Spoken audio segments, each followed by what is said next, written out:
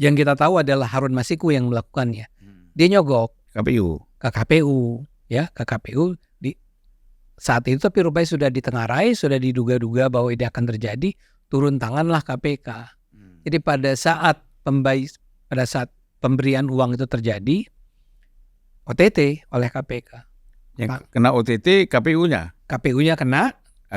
Harusnya Harun Masiku juga kena kan? Kena. Harusnya, tapi dia lari. Tiba-tiba saja PDIP meminta agar yang maju yang nomor 4. Romi. Untuk mengganti yang nomor 2, Romi. Kelihatannya dengan Mbak Sri Rahayu tidak terdengar masalah sama sekali. Jadi seperti dia katakan, ya sudah.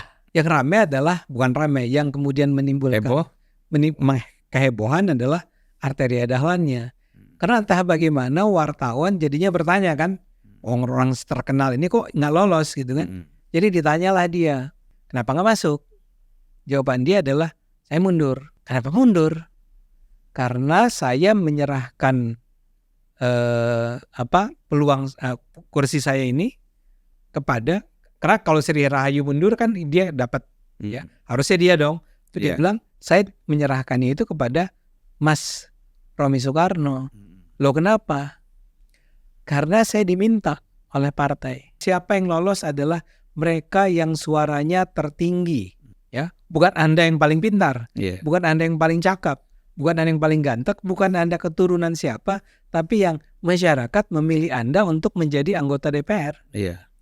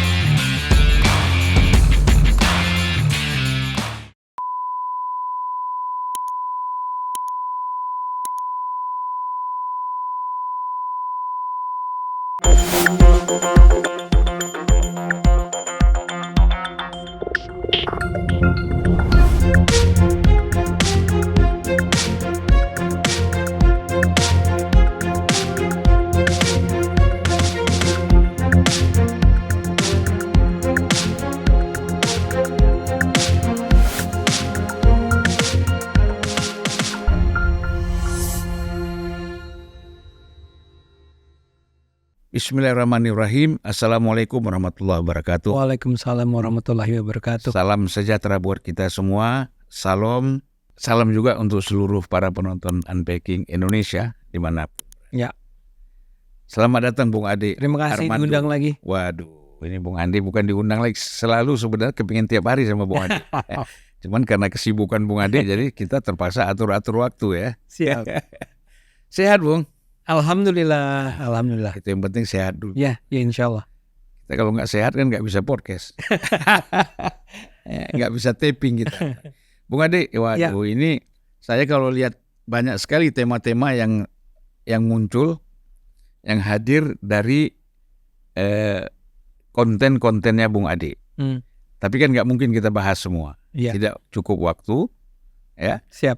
Jadi kita mencoba yang mendekati terakhir lah. Yang baru lah. Yang baru ya. Yang baru itu kan ada satu tentang tuntutan Habib Rizik. Ya kan? Iya. Nah itu saya kira itu nanti episode yang selanjutnya. Iya. Tapi yang baru dan keputusannya juga ditunda kok. Tunda. Dan ada yang baru lagi yaitu persoalan gonta-ganti anggota DPR ini. Iya. Dari partai politik. Iya. Dan ada pula di sini termasuk dinasti. Misalnya PDIP, ya kan? Itu ada yang nomor 4 bisa menggantikan yang nomor 1, nomor 2, nomor 3, ya kan? Ini kita kan mau tanya sama Bung Ade, ini dinasti apa enggak ini? Ya, demi dinasti, orang yang sudah terpilih berjuang mati-matian, mungkin yang nomor 4 ini belum tentu berjuang, tapi ya karena ponakannya Ibu Megawati, terpaksa dia jadi. Ada 2 tuh kalau nggak salah ya. Yang mana? Cuman satu ini aja, Romi aja ya. Enggak, dari PDIP ada beberapa. Tapi yang paling meledak, paling ramai dibicarakan adalah Romi Soekarno. Ya. Itu kan begini, sebenarnya kan Bung Ade, orang itu tidak mau mengakui kekalahan di dalam memperjuangkan undang-undang. PDIP ini kan paling keras menuntut supaya pemilu ini dengan istilah tertutup terbuka itu? Terbuka kan? Ya. Ya, jadi orang semua bisa memilih siapa yang akan menjadi anggota DPR-nya. Kalau terbuka. Ya. Kalau sistem pemilihan tertutup, itu kan berarti partai yang menentukan. Betul. Artinya otomatis siapapun pemenangnya tetap bisa nomor satu yang menjadi masuk. Kecuali ada beberapa, misalnya ada satu orang mau persentasenya melebihi suara partai misalnya. Nah, jadi PDIP kan tidak berhasil kemarin di MK menuntut ini. Nah, akhirnya calon-calon yang diinginkan oleh PDIP itu kan kalah dengan sistem terbuka ini. Ya, akhirnya diambil langkah berhentikan saja yang menang-menang ini. Kita ganti sama yang selera partai. Nah, menurut saya ini sebenarnya kita bicara karena KPU juga sudah menetapkan, ya kan, sama aja kan dengan MK kan? MK sudah menetapkan Gibran, diributkan. KPU sudah menetapkan ini tidak diributkan. Ya kan? Sudah dilantik. Bagaimana nih ceritanya, Bung Ade? Ya, ini sebetulnya menurut saya sangat-sangat memprihatinkan ya apa yang terjadi saat ini. Ya, seperti tadi Bang Zul katakan, ini seperti mengkhianati aturan yang sebetulnya sudah kita sepakati bersama. Untuk itu saya mau kembali dulu ke tahun 2019. Ya, silakan. Pada tahun 2019 sebetulnya kita sudah belajar tentang sebuah kasus yang sampai sekarang masih mengganggu kita sebenarnya, yaitu tentang Pak Harun Masiku. Oh ya. Yang juga dari PDIP. Yang sedang buron sekarang ya? Yang sekarang buron, ya. Nah, sekarang pertanyaannya adalah, ingat nggak Bang gitu ya? Atau saya tanya kepada penonton, ingat nggak kenapa dia buron? Kenapa dia melarikan diri dari polisi? Ya. Karena kasusnya tuh begini. Ini terjadi, dia itu adalah seorang dia caleg juga nih Bang. Nomor 3 kalau nggak salah. Nomor 3. Ya. Di Sumatera Selatan. Yang nomor satunya ketika itu adalah Pak Nazarudin Kimas. Adik ya dari adiknya Pak Taufik. Dia meninggal, orang nomor 1 dengan suara terbesar. Kayak dia meninggal, dengan segera digantilah dengan orang nomor 2. Ya. Saya lupa namanya siapa ya. Nah, tapi Harun Masiku tuh baru nomor 3 dia. Aturannya bilang bahwa kalau ada yang kalau si caleg terpilihnya itu meninggal atau mundur, penggantinya adalah yang nomor 2-nya. Iya. Nah, si DPP PDIP memutuskan entah kenapa artinya gini, Harun Masiku ini bukan seorang yang luar biasa terkenal, bukan seorang yang misalnya kayak tadi bukan cucunya Bung Karno ataupun siapalah ya. Tapi kemudian ketika itu DPP PDI memutuskan bahwa yang menggantikan orang nomor 2-nya bukan orang yang menggantikan Pak Nazarudin bukan yang nomor 2, tapi nomor 3. Tapi nomor 3. Nomor 3-nya adalah Harun Masiku. Jadi diajukanlah oleh PDIP pengganti Pak Nazarudin dan Harun Masiku. KPU ketika itu menyatakan itu tidak bisa diterima. KPU menyatakan secara tegas yang harus menggantinya adalah orang nomor 2, bukan Pak Harun Masiku. Iya. Nah, itu mungkin mengejutkan lah buat DPP PDI. Yang kemudian mereka lakukan adalah, atau yang dilakukan Harun Masiku paling tidak, yang kita tahu adalah Harun Masiku yang melakukannya. Dia nyogok ke KPU di saat itu, tapi rupanya sudah ditengarai, sudah diduga-duga bahwa ini akan terjadi, turun tanganlah KPK.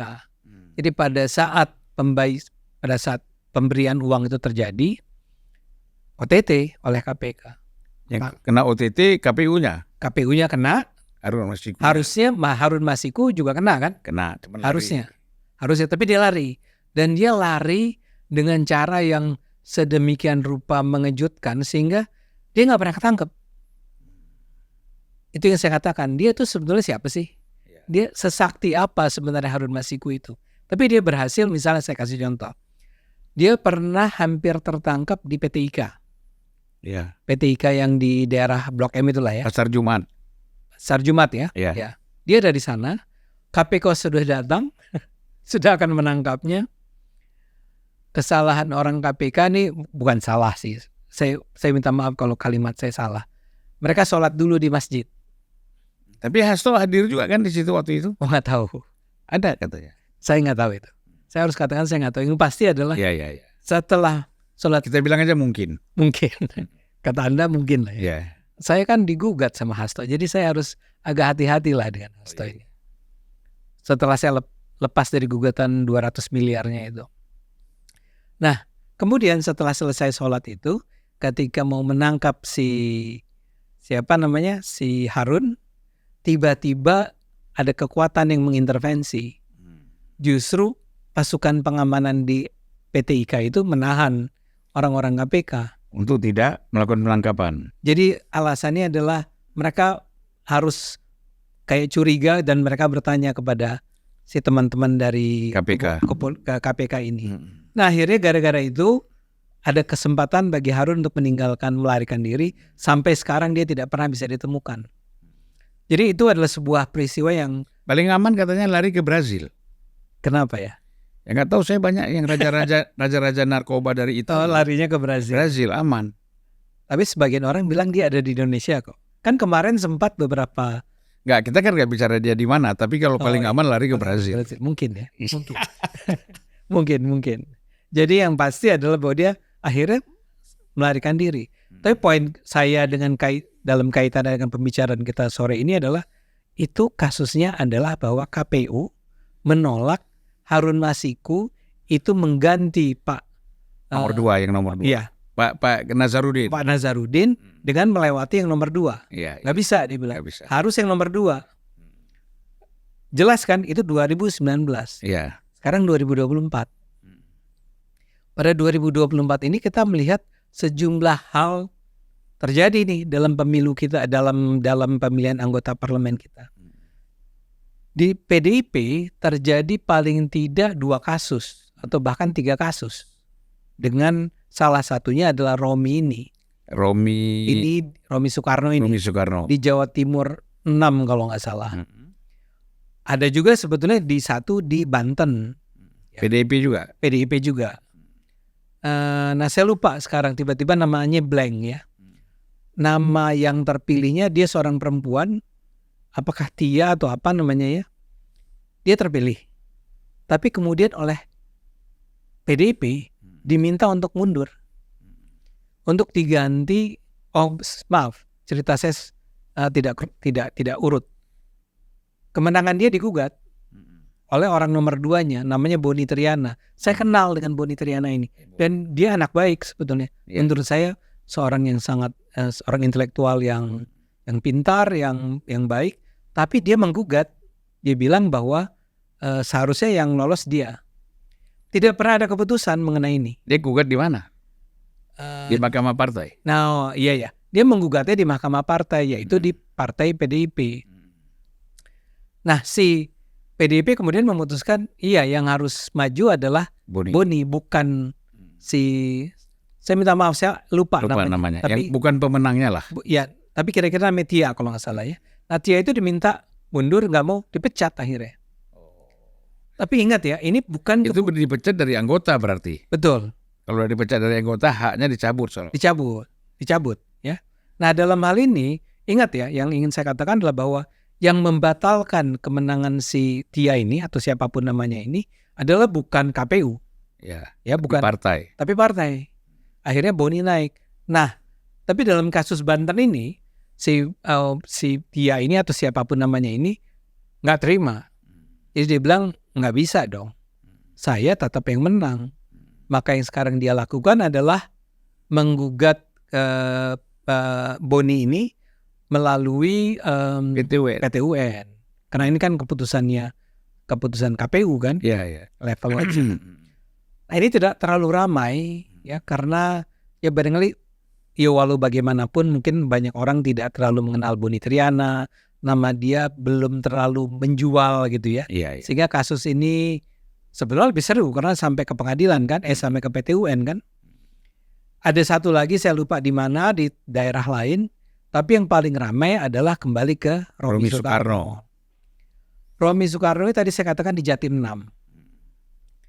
Dia itu sebetulnya di Jatim 6 itu PDIP dapat 2 kursi yang lolos. Iya.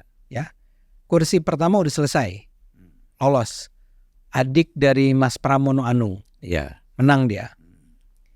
Yang kedua seharusnya adalah seorang perempuan bernama Sri Rahayu. Sri Rahayu itu memperoleh suara 100 sekian ribu. Jadi impresif angkanya. Nomor 2-nya adalah orang yang sangat terkenal. Dan ini yang sebetulnya menjadi faktor yang menyebabkan kasus ini juga meledak selain soal Romi Soekarno-nya. Tapi soal orang nomor 2 ini. Atau nomor 3 tadi. Di PDIP namanya Arteria Dahlan. Terkenal. Itu kan terkenal sekali. Vokal sekali. Vokalis Komisi 3. Vokalis Komisi 3 dan orangnya fighter, orangnya kalau ngomong itu sangat ya vokal lah ya. Dia menguasai materi hukum lah. Menguasai materi hukum dan banyak orang itu ya terkesan lah dengan tampilan dia. Kan sempat ribut sama Pak Mahfud itu kan. Sempat ribut dengan Pak Mahfud di DPR ya. Ya DPR. Oke. Nah Arteria Dahlan nomor 3. Jadi ingatin nomor 1 sudah lolos. Nomor 2 Sri Rahayu dengan 100 sekian ribu suara. Nomor 2-nya adalah nomor 3-nya adalah Arteria Dahlan dengan 60 ribuan. Keempat adalah Romi Soekarno dengan 50 ribuan saja. Jadi kita bisa lihat bahwa suaranya Mbak Sri Rahayu ini 2 kali lipat dari Romi Soekarno. Kalau Arteria Dahlan selisihnya sekitar 10 ribu lah. Oke, semua sudah berjalan baik. Tiba-tiba saja PDIP meminta agar yang maju yang nomor 4. Romi. Untuk mengganti yang nomor 2, Romi. Kelihatannya dengan Mbak Sri Rahayu tidak terdengar masalah sama sekali. Jadi seperti dia katakan ya sudah. Ya. Yang ramai adalah bukan ramai, yang kemudian menimbulkan kehebohan adalah Arteria Dahlannya. Karena entah bagaimana wartawan jadinya bertanya kan, orang terkenal ini kok nggak lolos gitu kan. Jadi ditanyalah dia, kenapa nggak masuk? Jawaban dia adalah saya mundur. Kenapa mundur? Karena saya menyerahkan peluang kursi saya ini kepada, karena kalau Sri Rahayu mundur kan dia dapat ya, harusnya dia dong. Itu dia bilang saya menyerahkannya itu kepada Mas Romi Soekarno. Loh kenapa? Karena saya diminta oleh partai. Nah, saya lupa persis apakah dia mengatakan saya diminta oleh Bu Mega. Tapi yang jelas saya diminta oleh partai. Loh kenapa begitu? Nah jawaban dia adalah kira-kira saya merasa ini adalah sebuah kehormatan buat saya. Karena dengan mundurnya saya memberi peluang bagi Mas Romi untuk maju. Nah saya ini adalah orang partai yang sebetulnya menjadi tokoh seperti sosok seperti saya sekarang ini. Itu adalah karena perannya Bu Mega. Bu Mega lah yang menyebabkan saya bisa menjadi anggota DPR. Kalau tidak selama 3 kali kalau nggak salah dia itu menjadi anggota DPR. Anda nggak pernah bareng dia ya? Pernah? Oh pernah ya? 2014. Oh iya 2014 kan dia anggota. Iya. Salah satu komisi juga Mas saya. Oke. Ya. Anda mungkin terkesan juga lah sama dia. Saya nggak tahu ya. Tapi poin saya adalah bahwa dia bilang saya merasa ini adalah sebuah langkah yang mulia. Saya merasa terhormat. Saya bahagia karena mundurnya saya itu untuk memberi tempat buat Mas Romi Soekarno. Dan saya akan selalu ingat, saya kayak I owe Bu Mega, saya berhutang lah sama Bu Mega. Bu Mega lah yang menyebabkan saya menjadi anggota DPR seperti ini. Makanya saya mundur. Ya. Jadi mereka mundur dengan tanda petik ikhlas. Dan dua-duanya, termasuk yang perempuan. Termasuk yang Sri Rahayu itu.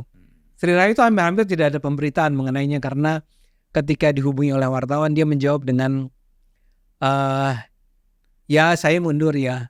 Ya udah dia nggak mau kasih jawaban lebih jauh. Akhirnya Mas Romi naik. Dan Mas Romi ini secara khusus menghubungi Arteria, ngajak bicara berdua. Dan dia cerita bahwa usia dia sudah 54 tahun. Dia sudah pernah berjanji kepada ibunya adalah Bu Rahmawati Soekarno. Ya, saya sudah berjanji pada Bu Rahmawati, saya sudah berjanji pada Bu Mega. Janji apa enggak spesifik dia sebut, tapi saya duga maksudnya adalah saya berjanji akan masuk DPR. Tapi sebetulnya nggak lolos. Iya. Akhirnya Arteria Dahlan dengan sangat besar hati mengatakan, ya silahkan Anda yang maju. Antara besar hati dengan sakit hati tipis. Saya nggak tahu. Ya, kan tipis tuh. Ya. Kalau di politik itu ya. Besar hati dengan sakit hati itu tipis, Om. Iya. Tapi orang jadi memuji Arteria Dahlan. Ya. Oh, betapa besar hatinya dia ya. Kan selama ini kita menyangka Arteria sebagai seorang yang wah inilah gaya-gaya. Mudah-mudahan pujian itu bisa semakin membesarkan dia gitu ya. Besarkan dia, mudah-mudahan. Nah, tapi yang penting adalah pertanyaannya adalah kalau buat saya, itu sebetulnya boleh nggak hal semacam itu terjadi? Nah, coba kita lihat 5 tahun yang lalu, KPU menolak, walaupun PDIP meminta. Ya, bahkan PDIP waktu itu sampai appeal-nya ke Mahkamah Agung loh, minta agar itu diizinkan. Kata KPU enggak, Anda nggak bisa paksa kami untuk membuka peluang bagi si Harun Masiku. Nah sekarang 5 tahun kemudian, padahal udah pakai duit ya. Itu pakai duit. Nggak bisa juga. Ya kan KPK. Ya ketangkap kan. Sayang ya tanda petik KPK-nya turun tangan. Iya. KPU-nya barangkali sebenarnya tadinya nggak bermasalah. Orang KPU-nya kena kok, masuk penjara kok. Nah sekarang pertanyaannya, bolehkah itu terjadi? Dalam pandangan saya, ini sebetulnya pengkhianatan demokrasi, pengkhianatan terhadap demokrasi. Nggak boleh dong. Ya.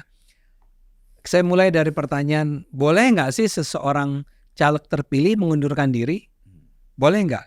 Jawabannya menurut peraturannya KPU boleh. Tapi ada syaratnya. Pertama, dia meninggal. Iya. Kedua, dia sakit. Sakitnya tuh sedemikian rupa sehingga dia tidak bisa berfungsi. Ketiga, dia kena perkara hukum. Ya, tertangkap atau segala macam. Keempat adalah kalau dia masuk ke eksekutif. Ya taruhlah misalnya kayak Mas Pram ya, kan anggota DPR tapi terus dia jadi, taruhlah dia jadi gubernur. Kalau dia terpilih jadi gubernur, maka dia akan meninggalkan posisi dia sebagai anggota DPR kan. Itu diizinkan. Dan terakhir alasan pribadi. Tapi alasan pribadi itu alasan pribadi yang tidak terkait dengan partai. Alasan pribadinya ya barangkali, ya saya nggak tahu ada depresi atau apalah ya. Jadi bukan alasan pribadi yang udah diminta oleh partai. Dalam kasus ini, walaupun Sri Rahayu tidak memberikan penjelasan apa-apa, tapi paling tidak Arteria Dahlan sudah mengatakan bahwa saya diminta oleh partai. Itu pertama. Saya diminta oleh Mas Romi. Ya. Itu kan gini ya Bang. Saya minta penonton juga memikirkan ini. Kita bikin pemilu, puluhan triliun rupiah habis di situ. Dan kita percaya pada ya tadi sistem terbuka itu, bahwa saya sebagai warga negara itu diberikan izin, diberikan otoritas untuk memilih. Dan sudah dikatakan siapa yang lolos adalah mereka yang suaranya tertinggi. Ya, bukan Anda yang paling pintar, bukan Anda yang paling cakap, bukan Anda yang paling ganteng, bukan Anda keturunan siapa, tapi yang masyarakat memilih Anda untuk menjadi anggota DPR.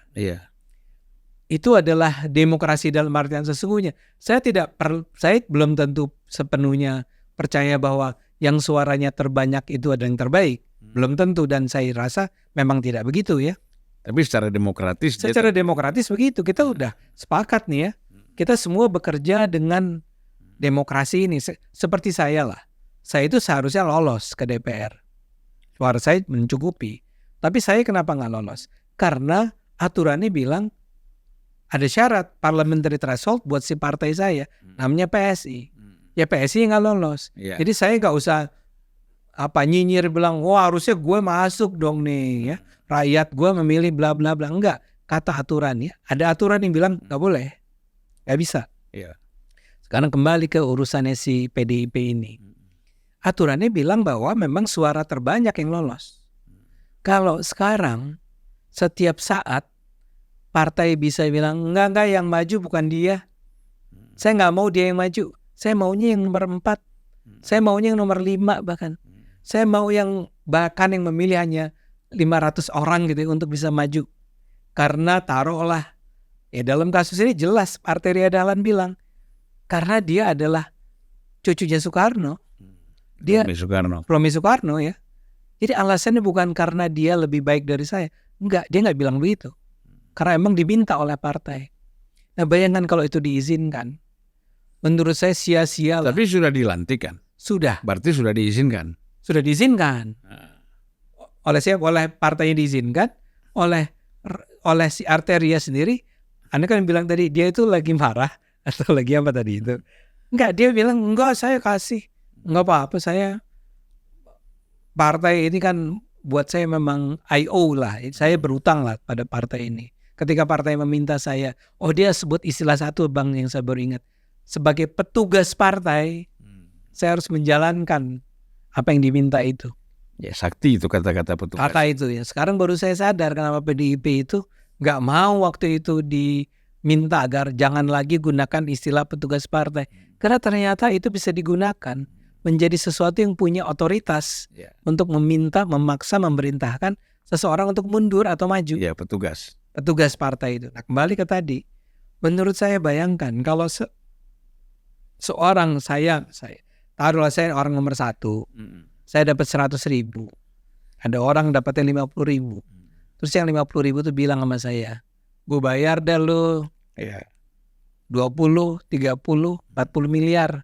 Karena dia orang kaya. Tapi lo mundur. Terus saya bilang, wow, lumayan dong ya. Saya gaji jadi anggota DPR cuma berapa? Dikasih 30 miliar dan saya nggak ngapa-ngapain lagi. Saya boleh dong mundur. Betapa mudahnya kemudian proses demokrasi yang tadi kita bicarakan itu diabaikan begitu saja. Dan bayangkan apa perasaan atau di mana hak orang-orang yang memilih tadi 100.000 memilih Bu Sri itu diabaikan begitu aja oleh partai, dikasih ke yang 50.000.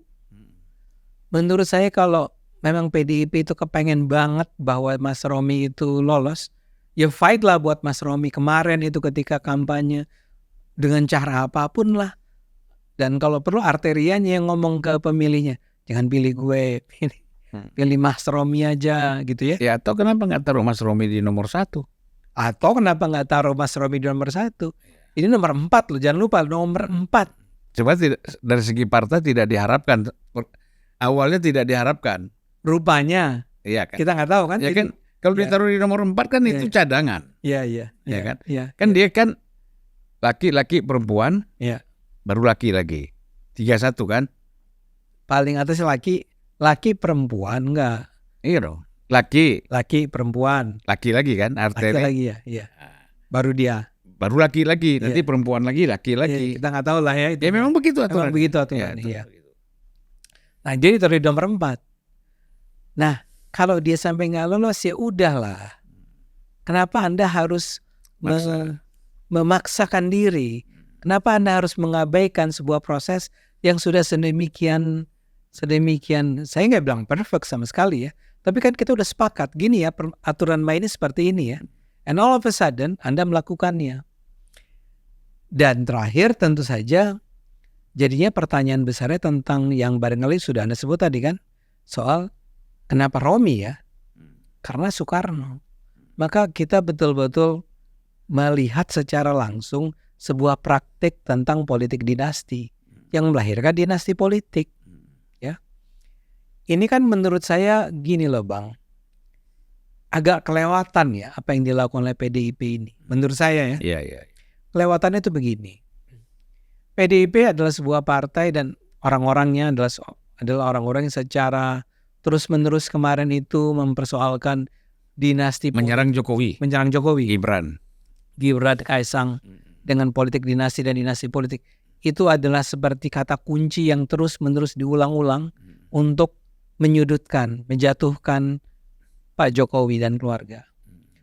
Saya termasuk orang yang mengatakan, ya kalau itu terjadi barangkali memang benar terjadi dinasti politik. Tapi kan paling tidak begini, misalnya kayak Gibran. Gibran itu naik sebagai wapresnya Prabowo tidak sama sekali tanpa melakukan hal-hal yang bertentangan dengan hukum. Dia maju, dia bertarung, masyarakat memilih dia. Artinya memilih dia dan Prabowo tentu saja. Ya. Di mana letak salahnya? Kan tidak pernah. Ya kita kembalilah ke negara-negara asal demokrasi seperti ya taruhlah yang paling gampang kita bicara Amerika Serikat. Kan klan Kennedy itu atau paling gampang Bush lah, George Bush sama yang juniornya. Walaupun ada selisih beberapa tahun, tapi kan ya bapak dan anak gitu ya. Apakah orang mempersoalkan itu? Ya enggak. Karena masyarakat lah yang memilih. Dan masyarakat memilih karena alasannya masing-masing. Yeah. Nah sekarang kita kembali ke Pak Jokowi. Aman. Anda boleh bilang itu adalah dinasti politik. Ya memang betul dinasti politik. Tapi kan dilakukan tidak dengan cara. Prosesnya tidak dengan cara yang mengkhianati demokrasi itu sendiri.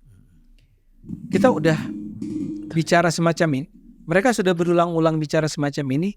Dan ketika tiba pada pileg sekarang, tiba-tiba saja mereka melakukan praktek yang ya apalagi harus kita katakan mengenai ini semua.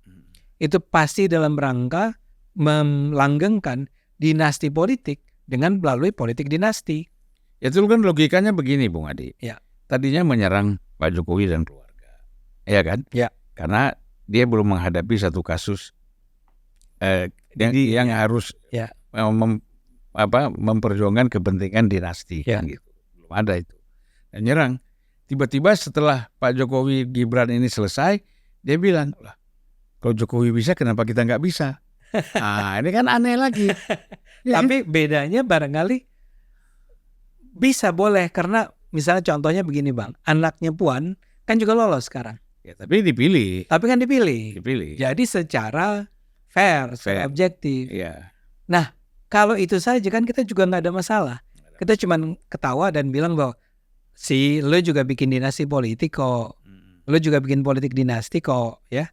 Tapi kan semua adil, fair.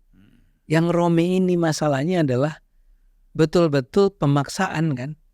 Betul-betul karena bayangkan angkanya aja jauh. Yang satu 100, yang satu 50.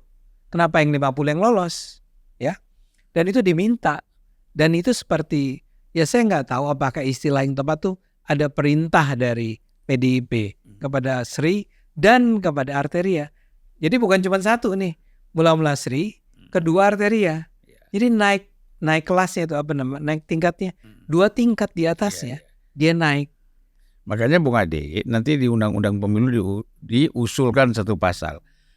Batasan apakah yang dimaksudkan dengan petugas partai? Itu perlu ada undang-undangnya itu. Ya kan? Kalau enggak terjadi lagi, kamu petugas partai harus mundur. Ya kan? Nah, jadi ada pasalnya, batasan-batasannya apa yang dimaksudkan dengan petugas apa partai. Yang boleh dan tidak boleh dilakukan terhadap petugas partai. Iya. Tapi sebetulnya Bang, saya mau bilang begini loh. Sebetulnya kalau saja kita menggunakan akal sehat dan hati nurani yang cukup saja. Ini kan bukan sesuatu yang secara harus dijawab secara intelektual. Kita harus berteori segala macam. Enggak, ini jelas real. Kasusnya adalah Anda itu nggak lolos.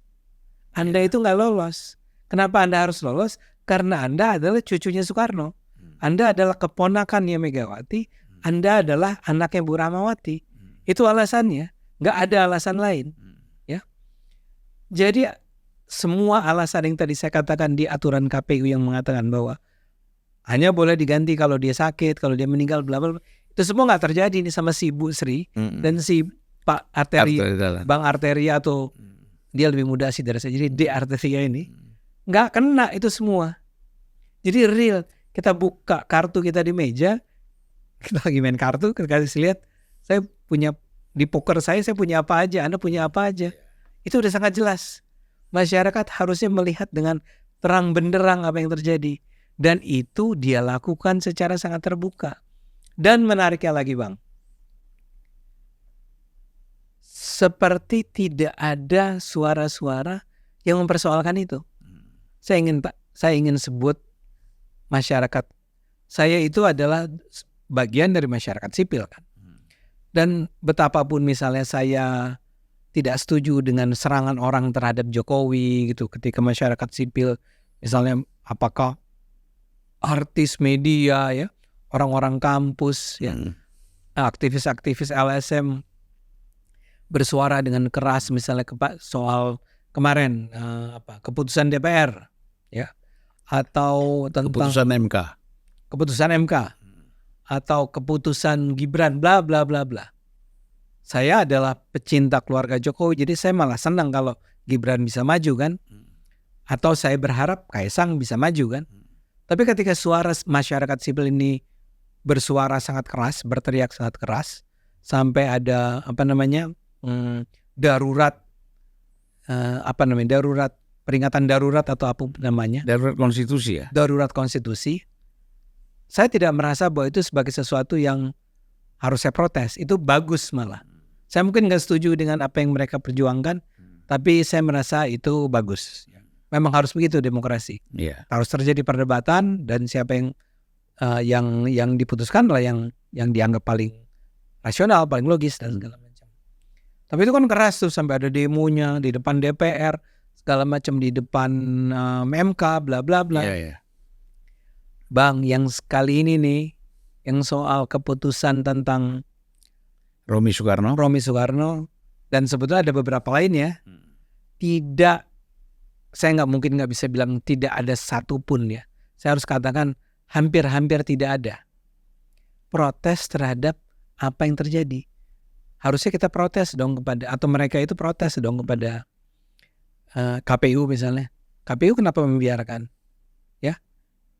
Ya, let me remind you bahwa pada tahun 2019 Anda itu melarang Harun Masiku melakukan itu. Apa yang terjadi nih?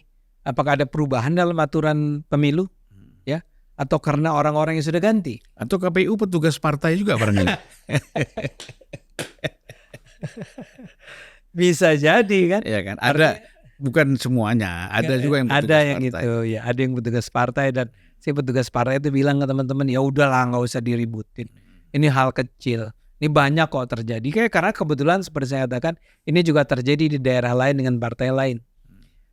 Tapi menurut saya, ya yang benar harus dikatakan benar dong. Yang salah harus dikatakan salah. Dan KPU membiarkannya. KPU harus menjawab. Yang kalau Anda bilang tadi kan harus di undang-undang ke depan harus jelas.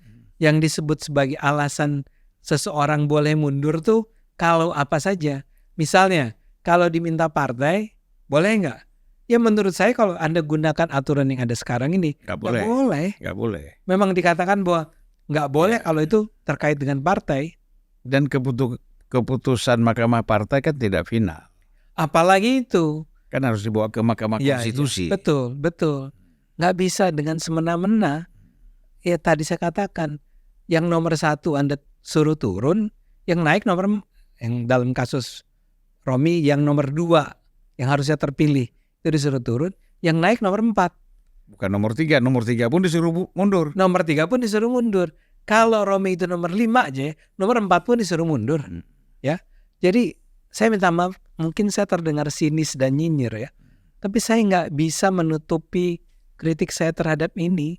Apalagi karena yang lain nggak ada yang kritik. Yang gerakan-gerakan masyarakat sipil. Saya harus bertanya kepada masyarakat sipil yang selama ini sangat aktif memperjuangkan demokrasi, atau paling tidak mereka mengklaim mereka memperjuangkan demokrasi. Kemana suara kalian kalau gitu? Tapi dalam kasus ini saya ada hal-hal yang sangat menyedihkan. Ya. Satu, apapun Romi Soekarno itu adalah membawa terah Soekarno. Ya kan? Ya. Akan menjadi satu presiden buruk ya. Bahwa ternyata orang dengan membawa nama Soekarno tidak terpilih. Di Jawa Timur pula. Ya kan, tidak terpilih. Nah ini kan artinya yang salah apa? Apa salah nama Soekarno atau salah orangnya? Ya kan? Ya. Buat kita kan, Bung Ade kan lihat nih, saya lengkap nih di bawah bendera revolusi ini. Ya kan? Kita bukan hanya sekedar nyebut-nyebut nama Soekarno, kita kuasai ajaran Bung Karno. Pikiran-pikiran Bung Karno kita tahu. Kita pelajari gitu loh. Nah, ini cuman pakai nama Soekarno, mungkin dinilai oleh orang ini nggak ngerti apa-apa barangkali ya. Jadi, sehingga ini kan menjatuhkan nama besar Bung Karno.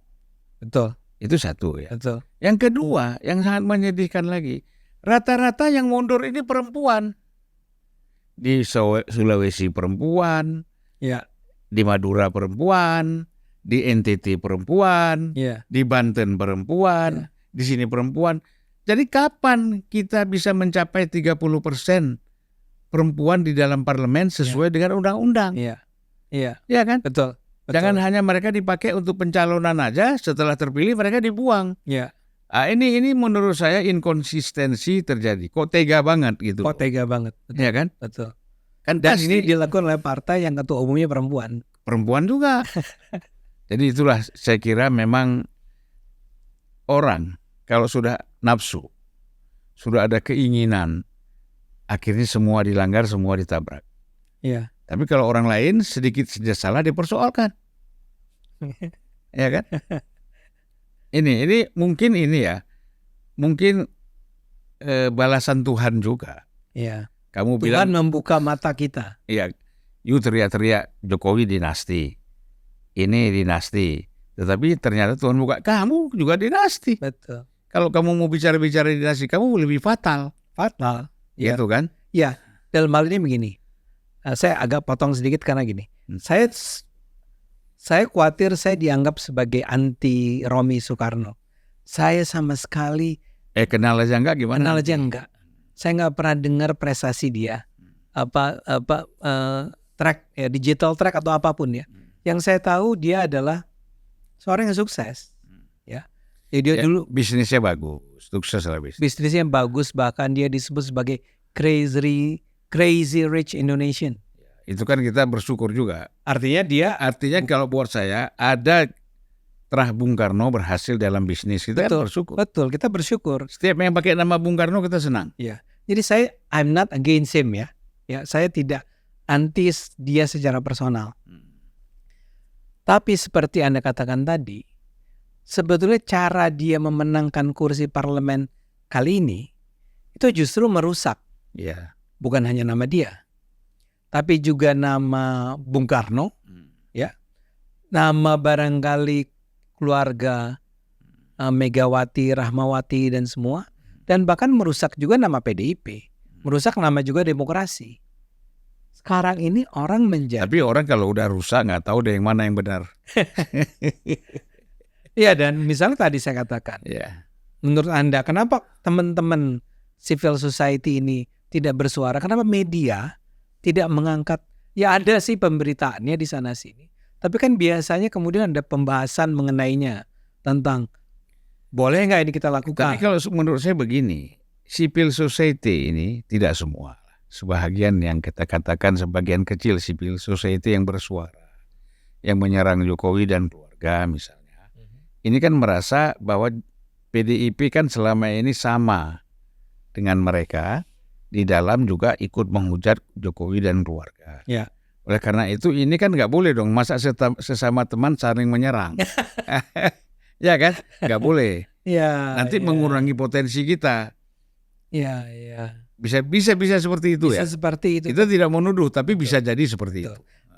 Ya, saya ulang supaya juga jangan salah tanggap. Saya nggak bilang semua civil society itu seperti itu ya. Saya duga adalah yang bersuara, ada juga yang berkata-kata nggak pantas dong gitu ya. Tapi kan kita bicara tentang, kan kita membandingkan Bang. Iya.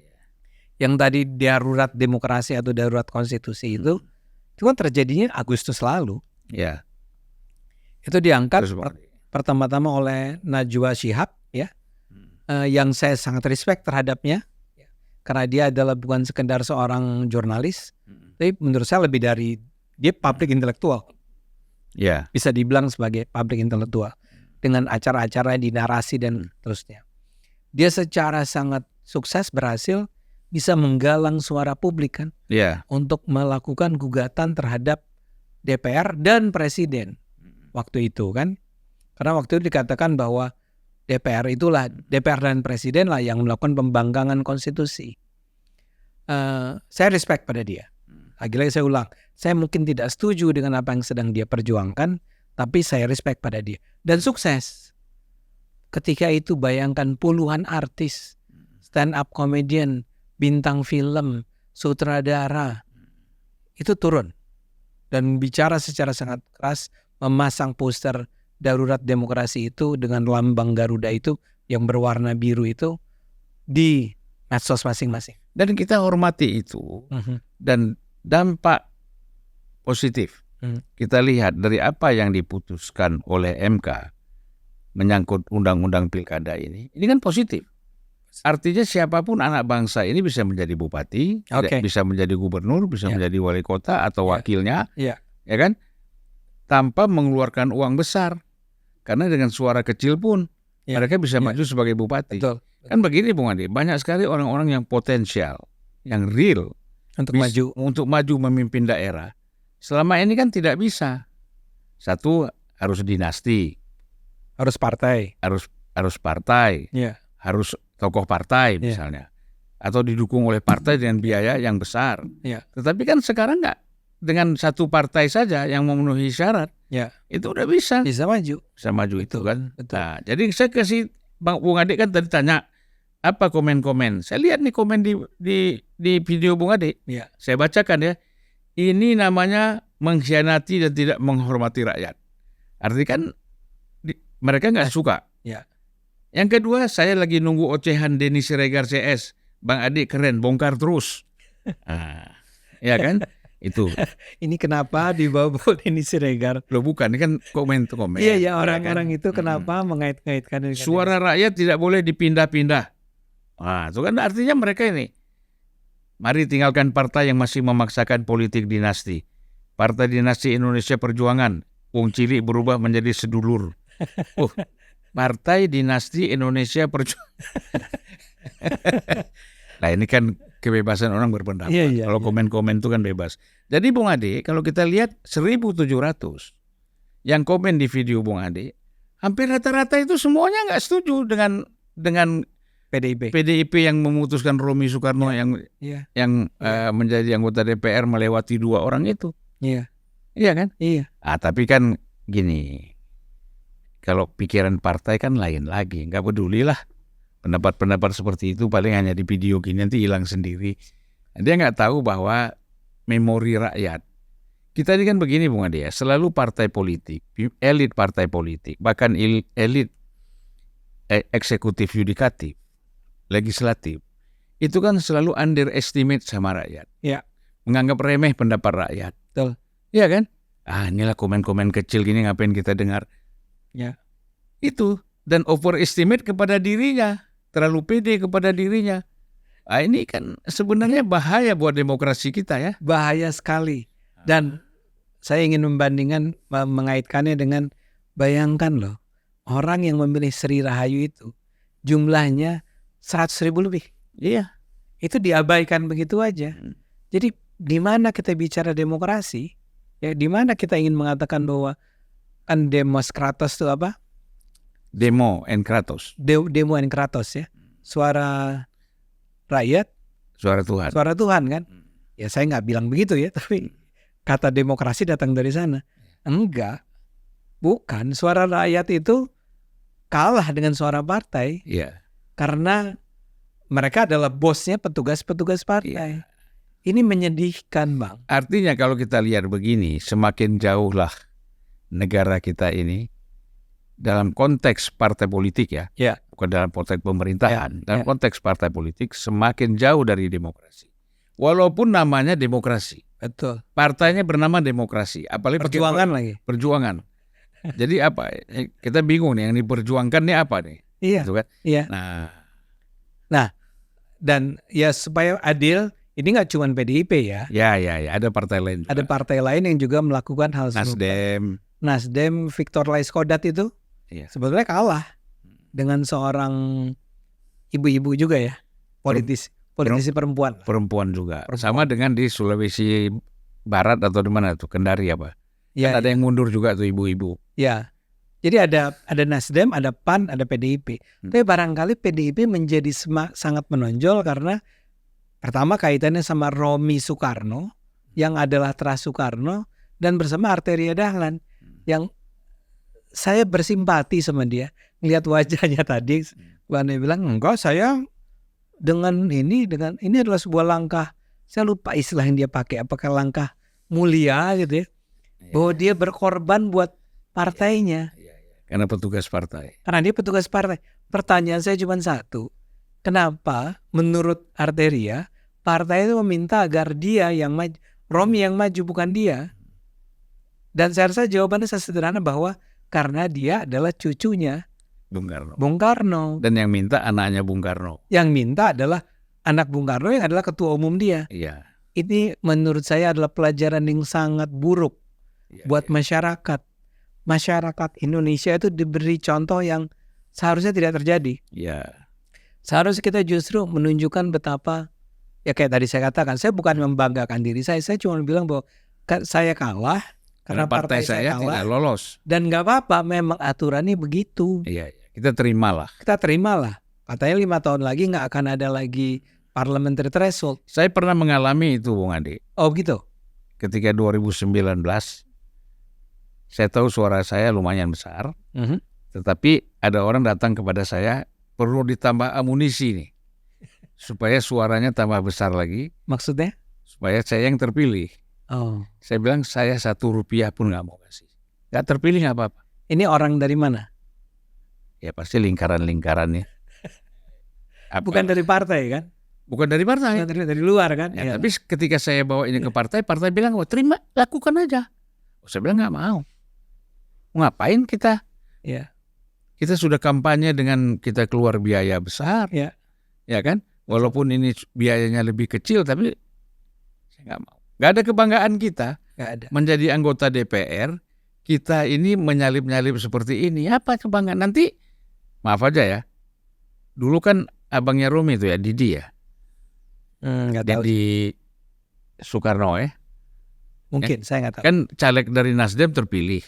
Dia terpilih. Tapi 2 tahun lebih, hampir 3 tahun nggak pernah masuk rapat.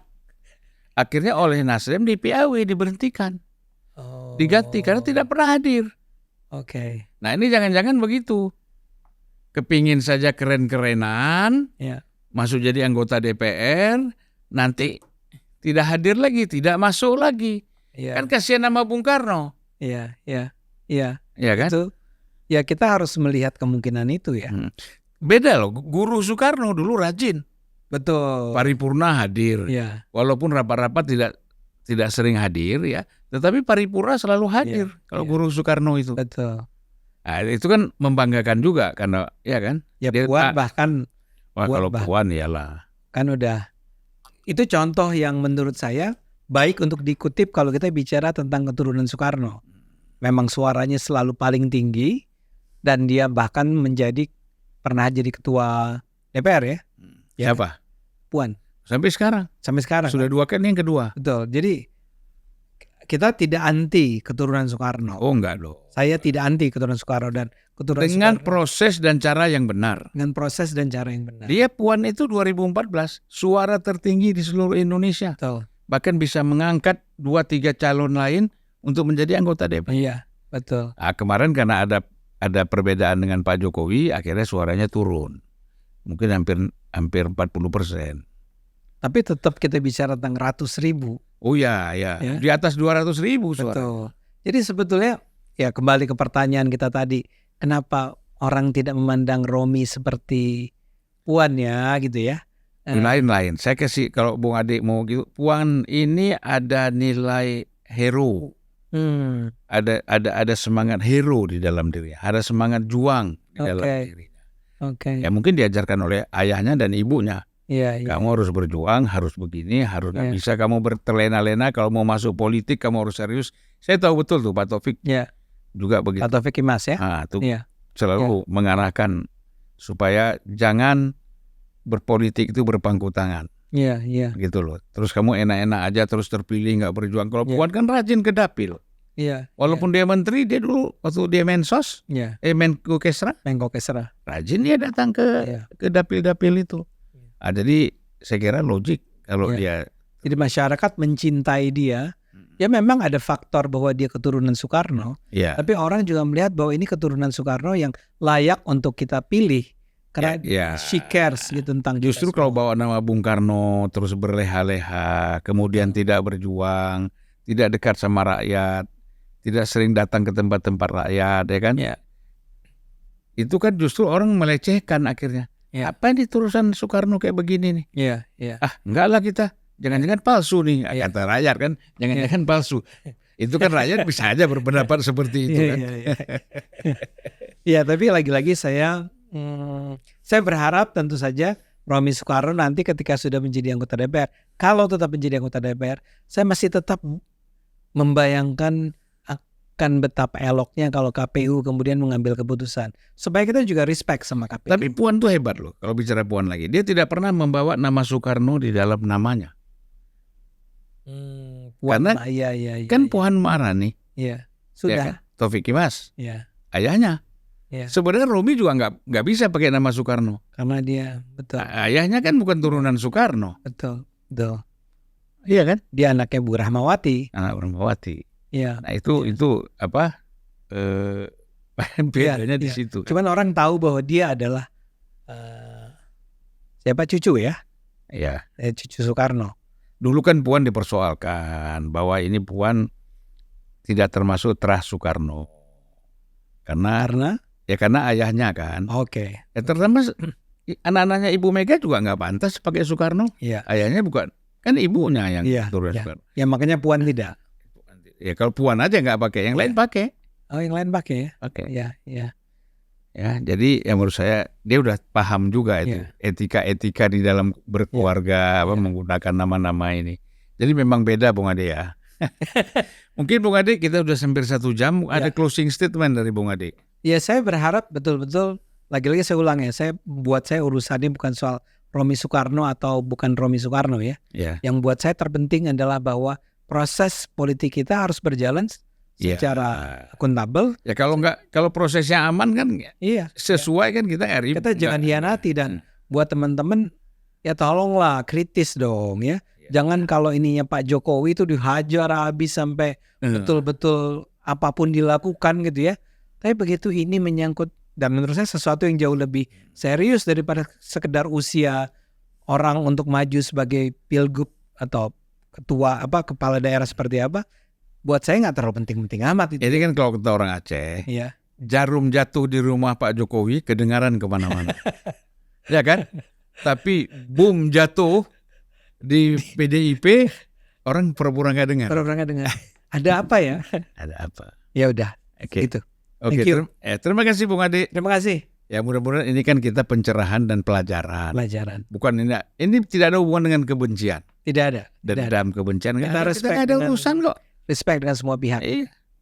Kita kenal Ibu Mega, kenal juga Romi saya nggak pernah kenal ya. Kalau Ibu Rahma, saya pernah menjadi bersama-sama mengurus Yayasan Bung Karno. Saya sebagai salah satu istilahnya yayasan ya, sebagai pengurus yayasan. Iya. Menarik emang. Oke Bung Ade, mohon maaf kita hanya bisa nyuguhkan air putih. Siap. Terima kasih banyak. Ya. Mudah-mudahan Indonesia lebih baik. Oke, sampai jumpa Bung Ade. Sama-sama. Sampai jumpa. Thank you.